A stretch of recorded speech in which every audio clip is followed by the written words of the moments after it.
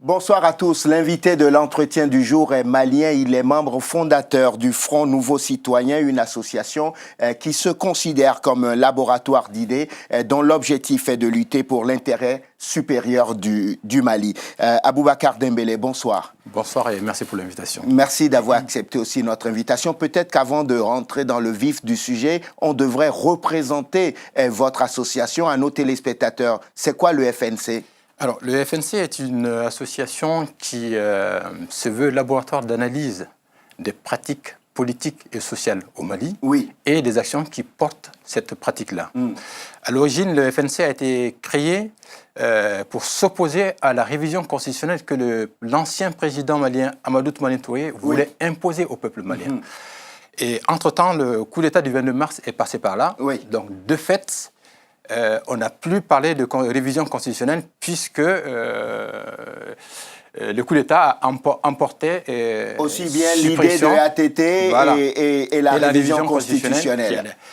Et à partir de ce moment-là, on s'est dit qu'on ne va pas en rester là, que nous avons là un objet que nous pouvons utiliser à d'autres fins, sachant que le Mali quand même est un pays où tout est à refaire. Donc ce n'est pas les problèmes qui manquent. Donc on s'est dit qu'entre nous, il est souhaitable de faire une mue du FNC pour aborder d'autres problèmes du Mali. On a vu que s'il y a un problème qui emporte l'adhésion de ceux-là qui aiment le Mali, c'est qu'il y a un problème de citoyenneté au Mali. Donc on s'est dit, on va se battre dans ce sens-là pour que la citoyenneté soit mise en avant et avec cette mise en avant, que nous puissions pousser la jeune génération à adopter des comportements qui puissent trancher fondamentalement avec les pratiques qui étaient jusqu'à présent en cours. Du coup, quand on regarde l'échiquier politique de votre pays aujourd'hui et l'actualité politique dans votre pays, on a l'impression que les raisons pour lesquelles vous avez décidé de muer, de sortir du combat contre la révision constitutionnelle et de travailler pour une prise de conscience citoyenne, les raisons sont toujours là. Les raisons sont toujours là. Pour preuve, nous partons bientôt vers les échéances électorales. Et j'ai comme l'impression qu'il y a beaucoup d'engouement pour ces élections-là, mais il y a peu ou pas d'engouement pour les raisons qui ont fait que le Mali s'est retrouvé à un moment donné de son histoire dans cette situation catastrophique. Donc, je me suis dit que, nous nous sommes dit qu'il y avait lieu à remettre en avant cette citoyenneté qui fait défaut. Parce que j'ai l'impression que l'essentiel n'est pas le Mali, mais l'essentiel, c'est les enjeux politico-affairistes qu'il peut y avoir. Voilà. Et ce que vous dites, c'est que vous dites, nous sommes à 2 mois de l'élection et les Maliens n'ont toujours pas pris conscience que le problème du Mali, ce n'est pas élire un président, c'est changer de comportement. Voilà. Vous savez, un certain nombre de comportements, de façons de faire, d'idéologie, de mentalité, on value au Mali aujourd'hui la situation qui est la sienne. Aujourd'hui, tout le monde veut aller aux élections, comme si aller aux élections était la formule magique pour que tous les problèmes du pays trouvent une solution. Il y a eu les élections en 2013. 5 ans se sont écoulés. Pendant ces 5 ans, moi je pense qu'il aurait fallu remettre tout à plat, repenser tout à la base, pour que nous puissions repartir sur une nouvelle base. De façon à ce que les élections puissent avoir un sens. Parce que je sais qu'aller aux élections fait partie du jeu démocratique. Mais il ne faut pas aller aux élections pour aller aux élections. Il faut que les élections apportent un changement et un changement réel. C'est pour ça que je me dis, moi, je ne me réjouis pas de ces élections-là. Je ne me réjouis pas de ces élections-là parce que je me dis que la solution ne réside pas dans les simples élections. Monsieur Dembélé, si je vous entends et j'essaye de lire entre les lignes, est-ce que vous êtes en train de tirer le bilan du quinquennat du président Ibeka, là? Je ne tire pas que le bilan du quinquennat Ibeka. Je suis en train de braquer les projecteurs sur un système, sur une façon de faire. Et si on ne change pas cette façon de faire, peu importe qui viendra, les élections consisteront à mettre en selle ou à maintenir en selle une classe politico-affairiste qui prendra en otage le Mali. Et ça, ce n'est pas dans l'intérêt du Mali. Vous n'êtes pas vraiment une association, vous êtes un parti politique déguisé, non? Parti politique, si nous sommes un parti politique, c'est un parti politique qui a pris fait et cause pour le Mali, rien que le Mali. En atteste notre slogan qui dit « Le Mali ou rien, nous avons choisi ». Donc, je ne suis d'aucun parti politique à l'heure où je vous parle. Et s'il y a un parti politique... Votre parti, c'est le Mali. Mon parti, pour l'instant, c'est le Mali. Voilà. Il n'y a pas plus tard qu'il y a, ce week-end, il y a eu des manifestations non autorisées. L'opposition voulait organiser donc une manifestation, mais la manifestation n'était pas autorisée. Il y a eu une répression de la police. À peu près 16 personnes ont été blessées dans cette manifestation. Quel est le regard que vous portez sur cette tension subite à l'approche de l'élection? Tension politique surtout. Écoutez, le respect des règles de la République est une chose. J'entends, j'en conviens. En même temps, d'après les images qu'on a eues, il y avait suffisamment de forces de l'ordre pour pouvoir circonscrire cette marche pacifique. Donc je me dis que le débordement qui a eu lieu n'était peut-être pas justifié. Et qu'après, interdire une telle manifestation, est-ce que c'était opportun? C'est la question que je me pose aussi. Entre ce qui est légal, illégal et ce qui est opportun aussi, il faut aussi qu'on... Ce qui a été mis en avant, c'est l'état d'urgence. Après, je pense qu'au niveau, au niveau de Bamako, les gens vivent déjà dans une sorte d'insécurité. Cette insécurité-là n'est pas pour l'instant canalisée. Donc les gens ont du mal à se dire que quand il s'agit de nous défendre, quand il s'agit de sécuriser le pays, on parle moins ou pas d'état d'urgence. Mais quand il s'agit de manifester... et de mater des opposants, tout d'un coup, vous trouvez des vertus à l'état d'urgence. Voilà. Et puis, j'estime que, encore une fois, tout ça, c'est des accessoires. Ce sont des accessoires. Vraiment? Parce que l'essentiel est ailleurs. L'essentiel est ailleurs. Moi, ce que je me dis, c'est que... Je m'excuse de vous interrompre, mais... Allez-y. Il y a eu les élections en 2013. Donc, des élections jusqu'à aujourd'hui, il y a eu 5 années. Moi, je me dis que pendant ces 5 ans, on aurait pu rebattre les cartes. On aurait pu repenser tout à la base, comme je le dis. Ce n'est pas ce qui a été fait. Ce n'est pas ce qui a été fait, alors même que c'était l'essentiel. On savait que le pays était dans une situation mais catastrophique. Et qu'il aurait fallu qu'on situe les responsabilités et qu'on reparte sur de nouvelles bases. Mais c'est ce que le pouvoir a essayé de faire. Il y a eu un accord avec la rébellion dans le Nord. Il y a eu des essais, des tentatives de ramener tout le monde autour d'une même table, de pacifier le pays. Jusqu'à présent, le Mali n'est pas divisé. Pacifier, j'entends bien. De ces accords-là, ce que j'aurais voulu aussi, c'est que le peuple sache un peu plus sur le contenu de ces accords-là. Mais on en connaît les grandes lignes, non? Oui, les grandes lignes, ce serait bien aussi les détails. Pourquoi? Parce que, comme on l'a dit, les détails ont aussi leur importance.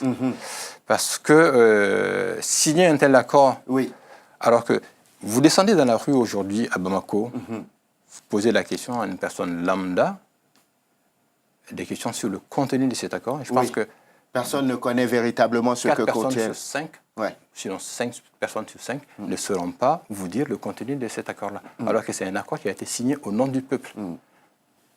Du coup, je suis tombé sur une chronique qui a été publiée sur votre site il y a quelques jours. Et la chronique a été sobrement intitulée « Mali, un pays, une histoire des errances ». Mais à l'intérieur, ça a été un réquisitoire incroyable contre les 5 années du président Ibeka, contre la classe politique malienne. À la limite, vous avez même chargé les électeurs maliens parce que vous dites qu'ils se comportent presque comme du bétail. Moi, j'estime que on va à ces élections pour aller aux élections. On ne va pas à ces élections-là pour que le Mali puisse changer de façon fondamentale. C'est pour ça que je me dis que je crains qu'à l'issue de ces élections-là, oui, nous ne retombions dans les mêmes erreurs, dans les mêmes errements oui. qu'avant les élections. Oui. Parce que l'essentiel n'a pas fait l'objet d'une concertation, n'a pas fait l'objet d'un débat. C'est quoi l'essentiel? L'essentiel, c'est... Vous savez, le Mali est un pays dont la corruption a atteint un niveau inimaginable. Ça, c'est d'une part. D'autre part, il y a un gros problème d'incivisme. Oui. Un gros problème d'injustice. Oui. La loi n'est pas appliquée au Mali. Il y a une justice à double vitesse. Et cette justice à double vitesse est le terreau de la formation des milices que nous voyons actuellement. Oui, et des groupes djihadistes. Et des groupes djihadistes. À cela, il faut ajouter une certaine faiblesse de l'État. Oui. Parce que les populations civiles se défendent à partir du moment où l'État qui est censé les défendre n'arrive pas à le faire. Donc, moi, je pense qu'il ne faut pas aller aux élections pour aller aux élections. On a eu 5 ans. Pendant ces 5 ans, on aurait dû se concerter, parler de ce qui ne va pas, parler des raisons pour lesquelles le pays est tombé dans cette situation. On ne trouve pas de solution à ça et on veut répartir des plus belles pour les élections. Alors qu'il y a quelque chose qui est assez constant, c'est que dans les mêmes conditions, les mêmes causes reproduisent les mêmes effets. Et je crains que, malheureusement, les élections à venir ne soient la formule magique, en fait. Oui. Au fond, si je résume votre pensée, vous dites mon pays, le Mali, est un pays qui traverse des moments difficiles.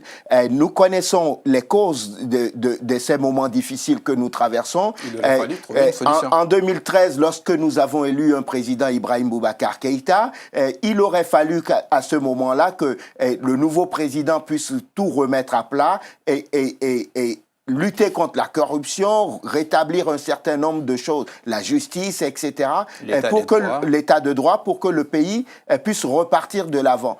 Et donc, du coup, vous ne voyez aucun intérêt d'organiser les élections en 2018. Mais si on n'organise pas les élections en 2018... Comme je l'ai dit... Oui, si on n'organise pas les élections en 2018, la démocratie ne fonctionne plus. Oui, ce qui m'intéresse, c'est qu'il aurait fallu prendre cette parenthèse-là pour repenser les choses à la base. Oui, mais... D'aucuns diront que sur le plan constitutionnel, ce n'est pas prévu. Sauf que la Constitution, elle est faite par des hommes, et ces mêmes hommes-là peuvent la mettre en berne si la mise en berne va dans l'intérêt supérieur de la nation. Parce que je me dis... On n'a pas touché à l'essentiel, on n'a pas réglé les problèmes et on veut repartir de nouveau. Mais quand le président a décidé de faire une réforme constitutionnelle, l'opposition a mis des gens dans la rue jusqu'à ce qu'il recule. Oui. La réforme constitutionnelle avait-elle pour but de tout remettre à plat, de repartir sur une nouvelle base? Non. Elle avait quel but? Elle avait un autre but qui était un but surtout politique et qui n'avait surtout pas été explicitement expliqué au peuple. Oui. Parce que quand on a parlé de cette révision constitutionnelle, le peuple a tout de suite crié au fait qu'on va entériner la division du pays. Et je pense aussi qu'il y a quelque chose que je reproche au régime d'Ibrahim Boubacar Keïta, c'est aussi un manque de communication. La communication, elle a été un petit peu... elle n'a pas été au rendez-vous. Parce que je pense qu'il faut... On connaît la situation du Mali. On sait qu'il y a des pressions internes et aussi des pressions externes. Donc, le président Ibrahim Boubacar Keïta aurait dû faire du peuple son allié. Vous pensez que c'est un président sous influence? Naturellement, il est. Pourquoi vous dites naturellement? Naturellement, parce que voilà, je ne suis pas là pour cacher des choses ou me voiler la face. Je sais que l'intérêt stratégique de la France est passé par là. Et pas que l'intérêt stratégique de l'autre pays est passé par là. Donc, le président malien ne peut être que sous influence. Et quand c'est comme ça, il vaut mieux avoir le peuple comme allié pour aller dans le sens que l'on souhaite. Avec l'appui du peuple. Donc on ne peut pas faire sans le peuple, il faut toujours faire avec le peuple. Vous savez, des pressions externes, beaucoup de pays subissent les pressions externes. On a vu aussi en Amérique du Sud qu'il Il y a des pays qui ont subi des pressions externes, mais ont résisté à cette pression externe. Tout simplement parce qu'il y avait une éducation politique de la masse populaire. Il y avait aussi l'adhésion du peuple à beaucoup de choses qui étaient dans l'intérêt du pays. Oui. Donc le peuple était mobilisé pour soutenir le pouvoir. Soutenir le pouvoir. C'est la seule façon pour que ça fonctionne, en fait. Monsieur Dembélé, on va conclure cet entretien, on arrive au terme. Si au soir du 28 juillet, le président Ibeka était réélu, est-ce que ce serait une bonne nouvelle ou une mauvaise nouvelle pour les Maliens? Écoutez, que ce soit Ibrahim Boubacar Keïta, oui, ou que ce soit un autre politicien, à partir du moment où on n'a pas touché à l'essentiel, à partir du moment où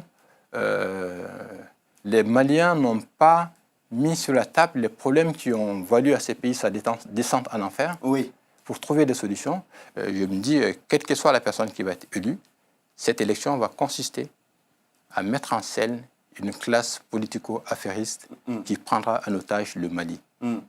Et le pire, c'est que ça arrive au mauvais moment, parce que le Mali est aujourd'hui à la croisée des chemins. Les élections à venir vont être déterminantes pour l'avenir du Mali. Oui. Donc c'est pour ça que ces élections sont d'un intérêt crucial pour le pays. Oui. Un intérêt crucial si on avait au préalable discuté aussi du fond. Mais ça n'a pas été le cas, alors même qu'on a eu le temps de le faire. Aboubacar Dembélé, merci infiniment d'être venu sur le plateau de l'entretien du jour. Vous êtes membre fondateur donc du Front Nouveau Citoyen et pour vous, les prochaines élections présidentielles qui se tiennent dans votre pays le 28 juillet prochain seraient presque une parodie pour garder au pouvoir un système qui ne se bat pas pour l'intérêt même du peuple malien. Soit mettre une nouvelle classe qui va perpétuer et perpétuer. Tout à fait. Très bien, merci infiniment d'être venu dans l'entretien du jour. Merci. Merci à vous de nous avoir suivis. Je vous souhaite de passer une excellente suite de programmes, évidemment sur Télé Sud. On se retrouve demain pour un nouveau numéro de l'entretien du jour. D'ici là, portez-vous bien. À demain.